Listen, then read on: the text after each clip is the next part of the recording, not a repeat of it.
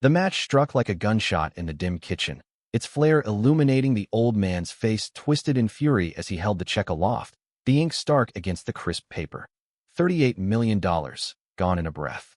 Finn froze in the doorway, his heart slamming against his ribs, watching the flames lick up the edges, curling the numbers into ash that drifted like snow onto the linoleum floor. "You'll never touch this poison," his father growled, voice cracking like the fire itself, before the paper surrendered completely, leaving only smoke and the acrid scent of betrayal hanging in the air between them. That was the last night Finn saw his father alive. Seattle's relentless rain had pounded the roof like a dirge as they sat in silence afterward, the burned remnants swept into the trash without a word. Elias Hawthorne, the man who'd become Finn's anchor in the weeks that followed, would later say it was the moment Finn's world cracked open, spilling secrets neither of them could have imagined. But on that evening, with the Puget Sound fog rolling in thick through the cracked window, Finn only felt the hollow ache of a son who had tried too hard to be enough. Finn Harlan had always known his father as a man carved from granite. Harlan Sr., with his calloused hands from decades welding ship hulls at the Boeing yard in Everett, his broad shoulders unyielding under flannel shirts that smelled of motor oil and regret. They lived in a modest craftsman bungalow on Queen and Hill, the kind of place where ivy choked the gutters and the view of the Space Needle teased from between the evergreens on clearer days. It was 2025, and Seattle hummed with its usual rhythm. Tech bros zipping past on e-bikes, baristas slinging oat milk lattes at overpriced cafes, the distant wail of ferries cutting through the mist. But inside those walls, time had stalled somewhere in the 90s, when Harlan had buried his dreams under the weight of providing for a family that never quite fit. Finn was 26, a graphic designer scraping by on freelance gigs for indie bands and startups that folded faster than they funded. His days blurred into nights at the Rusty Anchor, a dive bar in Belltown where the jukebox spun Nirvana covers and the whiskey burned just right. He was gay, had known it since high school, when stolen glances at the quarterback in the locker room had twisted his gut into knots. Coming out to Harlan had been like confessing a crime. The old man's face had drained of color, his voice a low rumble of disappointment that echoed louder than any shout. "This isn't us, Finn. This isn't what I raised you for. No slurs, no violence. Just that quiet rejection, the kind that seeped into your bones and made you question if you were ever whole." The fire happened 3 weeks before Harlan's heart gave out. It started with a letter from a lawyer in Boston, crisp envelope stamped with the seal of some East Coast firm Finn had never heard of. Harlan had torn it open at the kitchen table, his reading glasses perched on the end of his nose, and for a split second, Finn caught the flicker of something like wonder in his eyes. 38 million. A distant cousin, some shipping magnate who'd made his fortune in transatlantic trade, had died without heirs, and in a twist of forgotten family ties, the bulk of it landed on Harlan's doorstep. It was the kind of windfall that could rewrite a life. Pay off the mortgage, fund Finn's stalled art school dreams, maybe even buy a cabin up in the Cascades where the rain couldn't reach. But Harlan had stared at the check like it was cursed. "Blood money," he'd muttered, crumpling the letter. Finn had pressed, gently at first. "What if we invest it? What if we start over?" But the old man shut down, retreating into his garage workshop where the clang of tools drowned out questions. That night, Finn came home late from a shift, the rain soaking his hoodie, and found the kitchen aglow with that infernal light. The match, the burn, and then nothing. Harlan wouldn't explain, just swept the ashes and went to bed, leaving Finn to lie awake, staring at the ceiling fan's lazy spin, wondering what ghost from his father's past had clawed its way into their present. Harlan died 2 days later, clutching his chest on the living room recliner during a Mariners game. Finn found him there, the TV flickering with crowd cheers, a half-empty Coors Light sweating on the side table. The paramedics came and went, their radios crackling with static, and the house felt too big, too empty, the walls echoing with the absence of a man who'd never said, "I love you," without it tasting like obligation. The funeral was small, held at a non-denominational chapel in Capitol Hill, where rainbow flags fluttered from porches like defiant prayers. Finn stood alone at the graveside, the drizzle turning the earth to mud under his boots, as a handful of Harlan's old welding buddies shuffled condolences. No tears from Finn, not then. Grief was a luxury he couldn't afford. The bills were piling up, the freelance checks bouncing, and the bungalow's leaky roof mocked him from above. He sold Harlan's truck for a pittance, pawned the old man's watch collection, but it wasn't enough. The check, The burned one haunted him. What had it represented? Why destroy it? That's when Elias appeared, like a scene shift in one of those indie films Finn binged on rainy afternoons. The rusty anchor was packed that Thursday, the air thick with cigarette haze and the low thrum of a cover band mangling Wonderwall. Finn was behind the bar, mixing a gin and tonic with hands that shook from exhaustion, when the door swung open and let in a gust of damp air. Elias Hawthorne, 32, with salt and pepper hair cropped close, olive skin that spoke of Mediterranean roots, and eyes like polished obsidian, deep, unreadable, pulling you in before you realized you'd been caught. He slid onto a stool, ordered a neat scotch, and didn't look away when their gazes locked. "Rough night?" Elias asked, his voice smooth as the harbor at dusk, laced with a faint Boston accent that made Finn's pulse stutter. "Rough life," Finn replied, sliding the glass over with a wry smile that didn't reach his eyes. They talked, or rather, Elias drew him out, layer by layer. Turned out Elias was a probate attorney, fresh off a case involving a disputed will in Pioneer Square. Divorced, no kids, just a golden retriever named Milo back in his queen and walk up.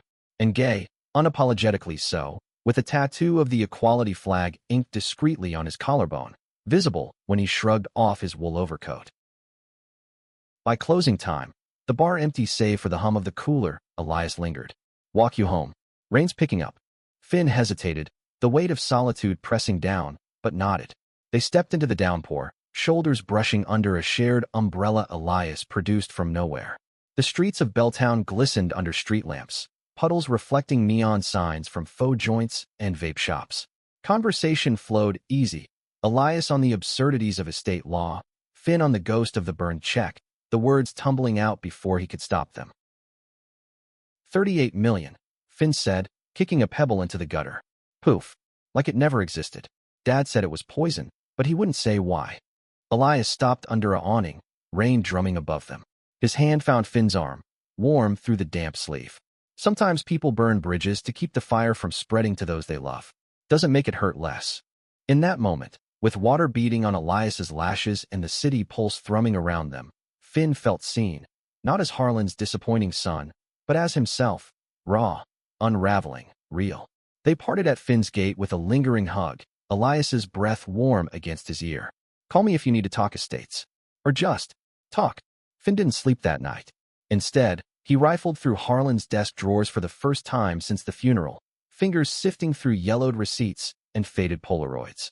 Tucked behind a stack of tax forms was a key, small, brass, labeled Safety Deposit 472, and an address for a bank in downtown Seattle. His heart raced. Had Harlan hidden something after all? The ashes of the check mocked him from memory, but this felt like a thread, fragile and insistent, pulling him forward. The next morning, gray light filtering through the blinds, Finn dressed in his least-worn button-down and headed to the First Cascade Bank. The teller, a woman with a name tag reading Marla, verified the key with Harlan's death certificate and led him to the vault. Box 472. Unremarkable, cold to the touch. Inside, no stacks of cash or glittering jewels, just a leather-bound journal, its cover cracked and spine worn, and a single envelope sealed with red wax. He took them home, the journal heavy in his lap on the bus ride back, the envelope burning a hole in his pocket. Rain streaked the windows, blurring the world outside into impressionist smears. Elias texted midway, "Coffee later?" "My treat." Finn's thumbs hovered, a smile ghosting his lips, before he typed back, "You're on." But first, the journal. He cracked it open on the kitchen table, the same one where the fire had raged weeks before. Harlan's handwriting filled the pages, blocky, deliberate, dating back to 1992, the year Finn was born. The entries started innocuous, gripes about yard work, notes on Finn's first steps. But as the months wore on, an undercurrent emerged, words laced with a desperation Finn had never glimpsed in the man who raised him. Saw him again today at the yard. Jacket slung over his shoulder, laugh carrying across the welders. God help me, I can't stop looking. Finn's breath caught. Him. The journal spanned years, fragments of a life parallel to the one Finn knew. Harlan's marriage to Finn's mother dissolving in quiet acrimony after her cancer diagnosis, her death leaving him adrift with a toddler son. And woven through it, like smoke through fog, references to Jay, a co-worker at Boeing. Late shifts shared, Beers after hours, a touch on the arm that lingered too long. Jay says it's not wrong. Says it's just us, away from eyes. But what about the boy? What kind of father? The entries trailed off in the late 90s, after Jay transferred to a plant in Portland. Harlan's words turned inward, self-lacerating. Burn it all. The temptation, the weakness. For Finn. The check, the windfall from a cousin tied to that old shipping empire, must have felt like a cruel joke, a reminder of the life Harlan could have chased if he'd been braver. Poison, he'd called it. And so he'd burned it, severing the tie to a past that might have freed him. Finn closed the journal, tears blurring the ink on the final page. His father, stoic, unyielding Harlan, had carried this secret alone, letting it fester until it poisoned everything, even the inheritance that could have mended their fractures. The envelope waited, unopened, its wax seal unbroken. Whatever was inside, Finn knew it would change him. But first, coffee with Elias. A step into the light, perhaps, where secrets didn't have to burn. The cafe on Pike Street buzzed with the midday crowd, remote workers tapping away on MacBooks, a barista calling orders with caffeinated cheer. Elias was already there, 2 steaming mugs on the table between them, his smile crinkling the corners of his eyes. Black, 2 sugars, hope I nailed it. Psychic, Finn said, sliding into the seat, the journal tucked under his arm like contraband. They talked surface things at first, Elias's latest case, a bitter feud over a Lake Union houseboat, and Finn let the normalcy wash over him, a balm against the morning's revelations. But Elias's gaze sharpened, attuned to the shadows under Finn's eyes. You look like you saw a ghost. Everything okay? Finn hesitated, fingers tracing the journal's edge. The words spilled then, halting at first, then in a rush. The fire, the key, the hidden life inked on those pages. Elias listened without interrupting, his hand covering Finn's midway through, thumb stroking a slow circle on Finn's knuckles. That's heavy, he murmured when Finn finished. Your dad. He was protecting you, in his way. Or trying to. By lying? By hating himself so much he hated me for it. Finn's voice cracked, drawing a few glances from nearby tables. He pulled back, heat rising in his cheeks. Sorry. It's a lot. Elias leaned in, voice low and steady. No apologies. Grief's a bastard, it twists everything. But you're not him, Finn. You don't have to carry that alone. The envelope burned in Finn's pocket throughout the afternoon, a talisman he wasn't ready to face. Instead, he let Elias pull him into the day, a walk along the waterfront, where gulls wheeled over the ferries and the scent of salt mingled with street food carts. They shared a falafel wrap from a vendor named Ahmed, laughing when tahini sauce dripped onto Elias's shirt. For the first time since the funeral, Finn felt the knot in his chest loosen, just a fraction. Elias's presence was like the intermittent sun breaking through Seattle clouds, warm, unexpected, illuminating. By evening, they ended up at Elias's place, a third-floor apartment in a brick walk-up overlooking the locks. Milo the retriever bounded over, tail wagging like a metronome, and Finn knelt to scratch his ears, the simple joy grounding him. Elias poured wine, a bold Cabernet from Walla Walla, and they settled on the couch, the journal open between them like an oracle. Read me a bit, Elias asked, not pushing, just offering. Finn did, voice steadying as the words filled the room. Harlan's longing, his shame, the quiet courage of confession on paper. Elias's arm draped over the back of the couch, fingers brushing Finn's shoulder, a touch that sent sparks skittering down his spine. When Finn set the journal aside, silence stretched, charged. I've been there, Elias said finally, swirling his glass. The hiding. My ex, Mark. He couldn't handle the firm knowing, the partner side-eyeing. Divorced me over it, said it was optics. Left me questioning if I was worth the risk.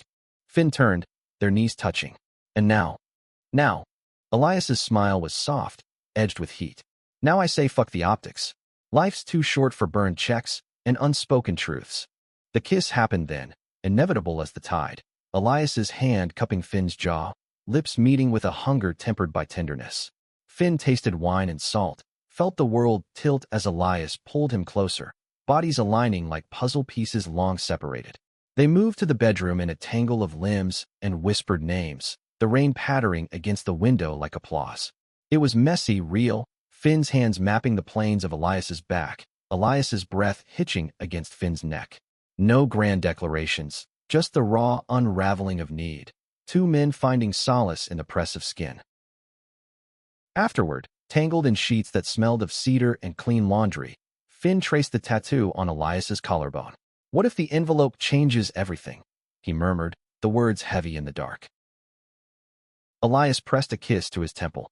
"Then we face it. Together." Finn slept deeper than he had in months. Milo's snores a distant rumble from the living room. But dawn brought the envelope, waiting on the nightstand like a challenge. He slipped from bed while Elias showered, the steam curling under the bathroom door, and broke the seal with trembling fingers. Inside, a letter, Harlan's handwriting again, dated the day of the fire. "Son, if you're reading this, I failed you worse than I feared. The money was a trap, reminder of the man I could have been, the one who loved wrong in your grandfather's eyes. Jay was my heart, hidden away. Burn the check to bury him with me. But you're free. The real inheritance is the box at the cabin in Index. Go there. Forgive what you can. Love who you will. Dad." Tears blurred the ink, hot and unbidden. The cabin, Harlan's old fishing spot in the Cascades, a place of summer memories and unspoken tensions. Finn dressed quietly, leaving a note for Elias. Found the key to the next door. "Meet me in Index. F." The drive east was a blur of evergreens and mist-shrouded peaks. Highway 2 winding through the Skycomish Valley like a vein pulsing with secrets. Finn's old Subaru rattled over potholes, the journal riding shotgun, the letter folded in his pocket. Index was a speck of a town, population barely scraping 300, timber history etched into sagging porches, and a single diner where locals nursed coffee black as the river. The cabin sat off a gravel spur, cedar shakes weathered gray, porch sagging under the weight of forgotten winters. He let himself in with a spare key from Harlan's junk drawer, the air inside stale with disuse. Dust motes dancing in slants of light, a stone fireplace cold and accusatory. The box was under the floorboards in the bedroom, pried up with a crowbar Finn found in the shed. Inside, photographs, yellowed and curled. Harlan Young, arms slung around a broad-shouldered man with an easy grin, both in work boots by a welding torch. Jay, Finn presumed. Letters tied with twine, Harlan's script mingling with Jay's looser scrawl. And at the bottom, a small tin, Harlan's wedding ring, never worn after the divorce, and a silver signet ring engraved with "To H. Always Jay." Finn sank to the floor, the wood creaking under him, and let the sobs come, great, wrenching heaves that shook his frame. Not just for the father he'd lost, but for the life Harlan had denied himself, the love buried under layers of fear. The cabin's silence amplified it all, the river rushing outside like a relentless confessor. Elias arrived an hour later, gravel crunching under his tires. He found Finn there, amidst the spill of history, and knelt without a word, pulling him into an embrace that smelled of rain and resolve. "I'm here," Elias whispered, and it was enough. They spent the day sorting through it, reading letters aloud, voices overlapping in the dim light. Jay's words were bold, unashamed. "Come with me to Portland, Harlan. We can build something real." Harlan's replies, tentative at first, then fervent. "I want to. God, I want to." But the boy. The photos told the rest. Stolen weekends in the woods, hands intertwined, faces alight with a joy Harlan had never shown at home. By dusk, as the sun dipped behind the peaks in a blaze of improbable gold, they built a fire in the hearth, not to destroy, but to honor. Finn tossed in a scrap of paper, his own words scrawled. "I forgive you, Dad. I love you." Elias added one. "To the loves we claim." The flames danced, consuming without regret, and in their glow, Finn turned to Elias, pulling him close. That night, under the cabin's slanted roof, their lovemaking was slower, deeper, a claiming born of shared vulnerability. Elias's hands mapped Finn's scars, visible and not, whispering affirmations against his skin. "You're enough," he said, and Finn believed it, for the first time. But peace was fleeting. Back in Seattle, the world intruded. Finn's cousin, Derek, a slick real estate agent from Tacoma with a grudge as old as their shared summers, had caught wind of the windfall rumor. He showed up at the bungalow unannounced, slicked hair gleaming under the porch light, a bottle of bourbon as false olive branch. "Heard about the check, Finn. Family's talking. If Dad burned it, maybe there's more. We split it, yeah? Blood's blood." Finn's stomach twisted. Derek had always been the golden boy, straight-laced and successful, the one Harlan praised while sidelining Finn's artistic notions. But there was an edge to him now, eyes darting to the desk where the journal lay hidden. Elias, sensing the tension, had stepped out for takeout, leaving Finn to navigate alone. "It's gone, Derek." Dad made sure of that. Finn kept his voice even, but Derek leaned in, breath sour with ambition. "Come on, kid. I know about the cabin run. Found the deed in probate records. Grandpa's old stake, undervalued. Sell it. We're talking mid-six figures easy. Unless you're holding out for your boyfriend." The word dripped with disdain, Derek's gaze flicking to a photo of Finn and Elias on the fridge, candid from their waterfront walk. Heat flooded Finn's face. "It's not about money. It's about Dad's mess." "Yeah, I heard whispers. The whole gay uncle thing." Derek chuckled, low and mean. "Harlan rolled in his grave over you. But hey, live and let live. Just don't let it screw the family." The door opened then, Elias balancing tie boxes, his smile fading at the scene. Derek straightened, all charm. "Elias, right? Finn's told me. Everything." He clapped Finn on the shoulder, gripped too tight. "Think on it, cuz. Blood before bedfellows." He left with a wink, the bourbon unopened on the counter. Finn sagged against the wall, the room spinning. Elias set the food down, concern etching his features. "What the hell was that?" "Family," Finn bitter whispered. "The kind that stabs in the back while smiling." Elias pulled him close, but the seed of doubt had taken root. That night, as they ate in silence, Finn's phone buzzed. An email from the probate office, CC to Derek. The cabin deed, contested now, Derek claiming a forgotten clause from their grandfather's will. Joint heirs, it read. Resolution required. Betrayal soured the pad thai. Had Derek known about the journal? The letters? Or was this just greed, opportunistic and cruel? Finn pushed his plate away, appetite lost. Elias reached for him, but Finn flinched. Unintended, instinctive. What if he's right? What if digging this up just drags us all down? Elias's eyes darkened, hurt flickering. Don't do that. Don't let him poison this. But the damage lingered, a crack in the foundation they'd built. Finn retreated into work, burying himself in design mocks until his eyes burned, the journal gathering dust on the shelf. Elias tried. Dinners at his place, walks with Milo. But Finn pulled away, the weight of Harlan's secrets mingling with Derek's barbs. "You're not him," Elias would say, but the words echoed hollow against Finn's growing isolation. The crisis peaked 2 weeks later, on a rare clear evening when the Olympics shimmered across the sound like a promise. Finn met Derek at a neutral spot, a brewpub in Fremont, hipsters clinking IPAs under Edison bulbs. "Sign this," Derek said, sliding papers across the sticky table. "Cabin sells, we split 60-40, my favor for handling the legwork." Finn scanned the fine print, heart sinking. Buried in legalese, a clause waiving any personal effects claims. The box, the letters, gone, dissolved into the sale. "This erases Dad's story. Everything he left me." Derek shrugged, sipping his pint. "Stories don't pay mortgages, Finn. And let's be real, Harlan's ghost isn't haunting you for poetry. He burned that check to cut ties. Why cling?" Rage boiled up, hot and clarifying. "Because it's mine. Our history. You wouldn't get it. You've got your perfect life, wife, the whole picket fence bullshit." Derek's laugh was sharp. "Envy doesn't suit you, cousin. And yeah, I get it. Dad, our dad, told me about your phase. Said you'd snap out of it. But this," he tapped the papers. "This is practical. Sign, or I contest everything. The bungalow, too." The threat landed like a gut punch. Finn stood, chair scraping, and walked out into the twilight, the papers crumpling in his fist. He drove aimlessly, ending up at the waterfront, the Ferris wheel's lights wheeling lazy circles against the darkening sky. His phone lit up. "Elias. Where are you? Milo misses you. I miss you." Tears came then, unchecked, as joggers blurred past. Harlan's voice echoed from the journal. "Forgive what you can." But forgiveness felt impossible. For his father, for Derek, for himself. He texted Elias. "Need space. Sorry." The apartment felt like a cage when he returned, the journal mocking from its shelf. He pulled it down, flipping to a dog-eared page. Harlan's confession after Jay left. "I burned the letters today. Can't risk the boy finding them. But in my head, he's still here.